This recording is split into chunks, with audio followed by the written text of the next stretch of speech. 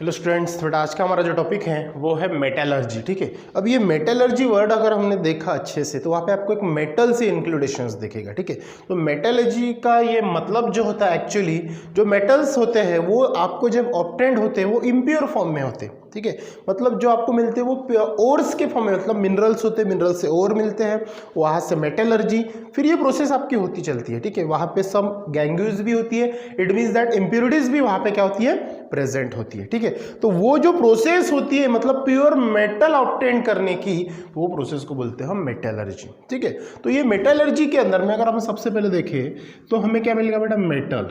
ठीक है, अब ये जो मेटल है ये हमें टू स्टेट में मिलता है इन नेचर। ठीक है, कहाँ पे, इन नेचर। नेचर में अगर हम देखते हैं तो मेटल ये आपको टू स्टेट में मिलेगा, एक मिलेगा बेटा फ्री स्टेट में और दूसरा मिलेगा कंबाइन स्टेट में।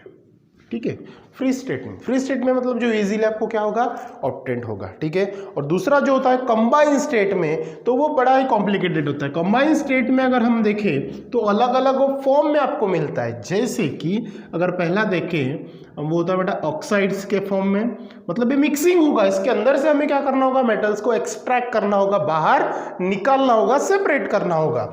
दूसरा अगर देखते हैं तो वो है कार्बोनेट्स के फॉर्म में। तीसरा अगर देखते हैं तो वो हो जाएगा आपका सल्फाइड्स के फॉर्म में। ठीक है, मतलब ये मिक्सिंग रहेगा।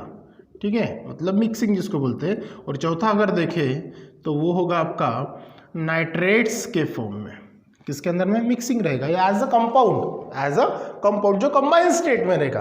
तो यहाँ पे आपको क्या करना होता है, अलग अलग प्रोसेस करनी होती है। ठीक है, तो अब ये जो है सबसे पहले मेटलर्जी मतलब मेटल, तो मेटल्स का जो आपकी किताब में टॉपिक है बेटा एक्सट्रैक्शंस ऑफ मेटल या फिर ऑक्यूरेंस ऑफ मेटल, अगर ये है तो उसके पहले आपको ये चार चीजें पता होना जरूरी है। सबसे पहले कि भैया मिनरल्स क्या होता है। ठीक है, दूसरी चीज अगर देखें तो ओर्स क्या होते हैं, और तीसरी चीज देखें तो गैंग्यू क्या होती है। ठीक है, गैंग्यू क्या होती है, और उसके बाद हम देखेंगे कि ये मेटलर्जी, ये प्रोसेस क्या होती है। ठीक है, तो one by one minerals, ores, गैंग्यू and metallurgy की डेफिनेशंस क्या होती है वो सबसे पहले देखते हैं। तो चारों मेथड्स जो है one by one, minerals, ores, गैंग्यू and metallurgy, ठीक है, ये एक दूसरे से लिंक होती है। तो मैंने पहले ही बताया कि जो मेटल्स होते हैं वो नेचर में टू स्टेट्स में आते हैं, एक फ्री स्टेट और दूसरा combine state. Got the point. ठीक है, तो फ्री स्टेट बोल देते हैं यहाँ पे, फ्री स्टेट और कंबाइन स्टेट। ठीक है, फ्री स्टेट का तो कोई टेंशन नहीं हो, आप उसको डायरेक्टली यूज करते हो, लेकिन वहाँ पे उसको भी प्योर करना पड़ेगा क्योंकि वहाँ पे इंप्योरिटीज अलॉन्ग विथ होती है। ठीक है, और कंबाइन स्टेट में जो मिक्सिंग होती है उसको सेपरेट करो, फिर एक्सट्रैक्ट करो, फिर प्योर फॉर्म में उसको ऑब्टेन करो। ठीक है, इसमें ऐसे कुछ मेटल्स है कि जो नेचर में रहते हुए भी उनके ऊपर एयर, वाटर, एसिड का कुछ भी इफेक्ट नहीं होता।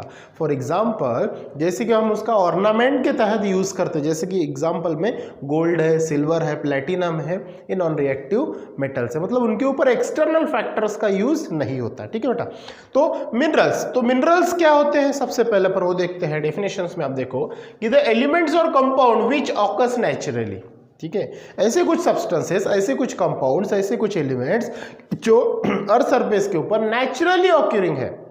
अर्थ क्रस्ट, जब भी हम उसको अर्थ को खोद के निकालेंगे, अर्थ क्रस्ट मतलब अर्थ के अंदर से उसको निकालेंगे, दैट इज कॉल्ड मिनरल्स। समझ में आई बात, जो क्या होते हैं, एलिमेंट्स और compounds which occurs naturally in the earth crust are known as a minerals. Point समझ में आया।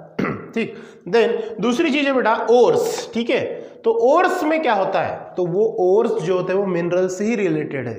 तो सबसे पहले मिनरल्स की डेफिनेशन ध्यान में रखना, फिर उसी से मिनरल्स। देखो क्या होता है, the minerals from which metals can be profitably extracted.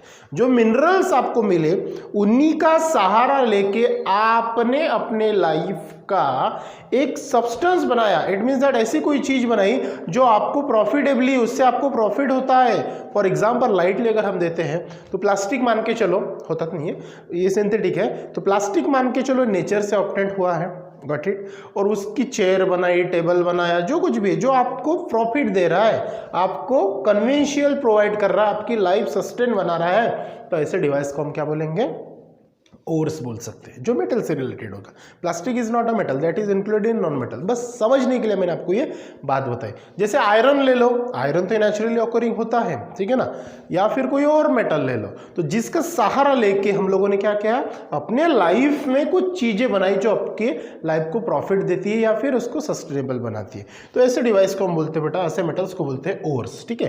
तो जो मिनरल से मिलेगा, which metal can be profitably, जो मिनरल्स था उनका हमने क्या किया, प्रॉफिटेबली चीज बनाई, उसको बोलते हैं हम ओर्स। क्लियर हो गई सेकंड डेफिनेशन क्या थी, the minerals from which metals can be profitably extracted, जो मिनरल्स को हमने एक्सट्रैक्ट किया उसका प्रॉफिट करके यूज किया, दैट इज कॉल्ड ओर्स, ठीक है। पहला हो गया आपका मिनरल्स, दूसरा हो गया ओर्स, ठीक है। अब जब ये चीज हम करेंगे नेचुरली, जब कोई चीज अपन लेंगे या फिर वहां पे उसका ओर्स हम लेंगे, तो वो सिंपली नहीं होगा ना, ठीक है, उसके साथ में लॉट्स ऑफ इंप्योरिटीज प्रेजेंट होगी। मान के चलो बेटा, 1 रुपए का कॉइन है, आपका वो नीचे गिर गया और नीचे गिरने के बाद आपने उसको उठाया, तो जैसे वो पहला था, अब जब उसका ऑब्जर्वेशन किया गिरने के बाद, तो वो क्या सेम रहेगा, नहीं, उसके साथ में कुछ डस्ट पार्टिकल्स चिपके हुए रहेंगे या फिर कुछ मिट्टी वगैरह उसके साथ में ऐड हुई रहेंगी। इट मींस दैट वो क्या है, उसके साथ में लग के आने वाली इंप्योरिटीज होती है। अब जो ओर्स आपको मिला, तो वो जो ओर्स के साथ में क्या होती है, कुछ अनएक्सपेक्टेड अनवांटेड इंप्योरिटीज होती है।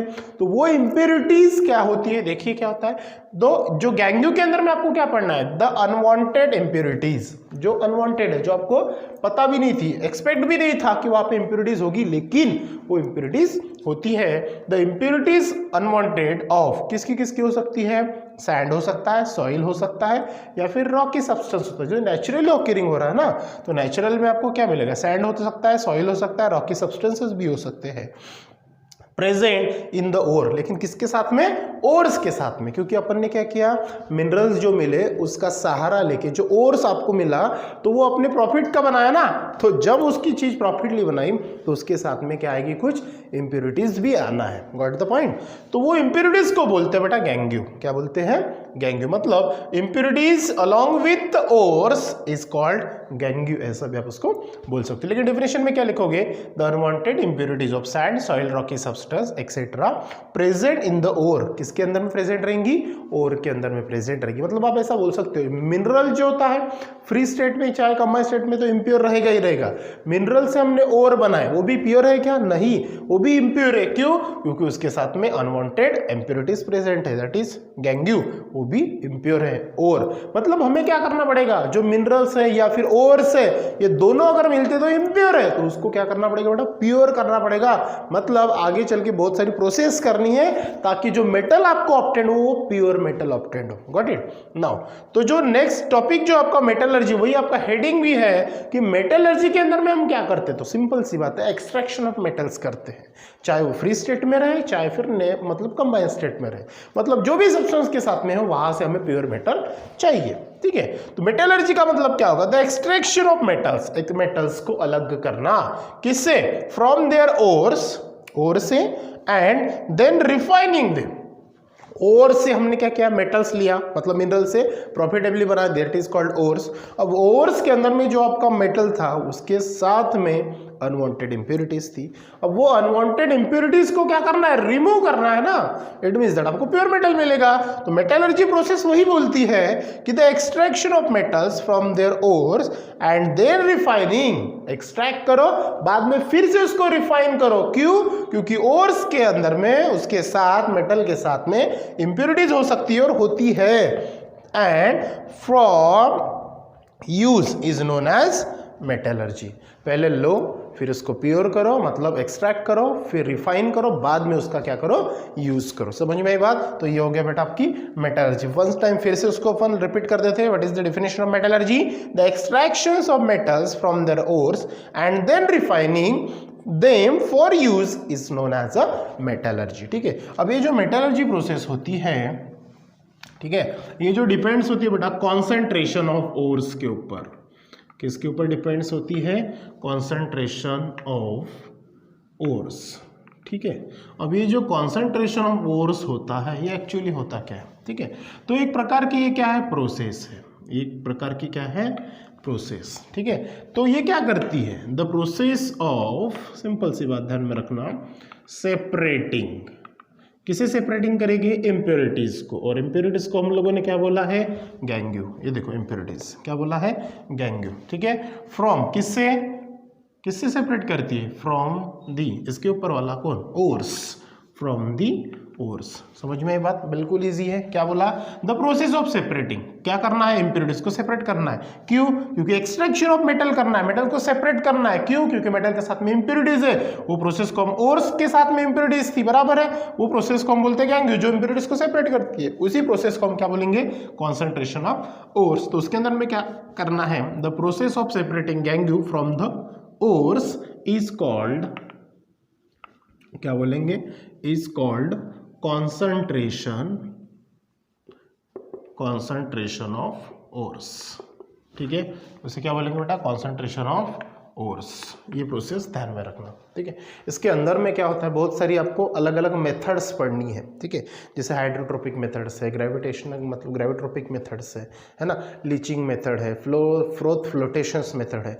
वन बाय वन ये चारों प्रोसेस से आपको क्या करना है, सिंपल सा है, मेटल्स का एक्सट्रैक्शन करना है, मतलब मेटल्स को इम्प्योर फॉर्म से प्योर फॉर्म। सिंपली अगर मैं टेक्निक बता दूँ, जैसे कि आपके इन्फॉर्मेशन के लिए, जो मेटल मिलेगा, ठीक है, मेटल का आपको क्या करना है, लेकिन जो मेटल है वो कैसे फॉर्म में रहेगा, आपका इम्प्योर फॉर्म में, ठीक है।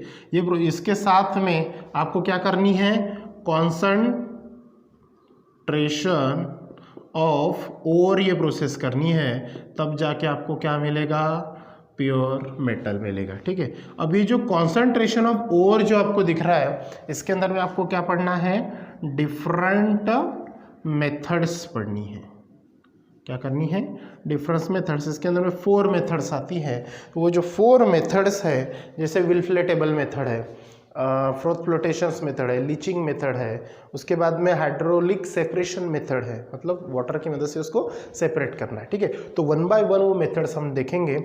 वहाँ पे सिर्फ एक ही कॉमन चीज़ है कि जो मेटल्स होता है वो इम्प्योर फॉर्म में होता है, वहाँ से इम्प्योरिटी सेपरेट करो डिफरेंट मेथड यूज़ करके, एंड प्योर मेटल को ऑब्टेन करो। प्योर मेटल को ऑब्टेन करने से पहले आपको कॉन्सेंट्रेशन ऑफ ओर्स ये प्रोसेस करनी होती है, ठीक है। वो कंटिन्यू करेंगे हम नेक्स्ट वीडियोज़ में। So thank you.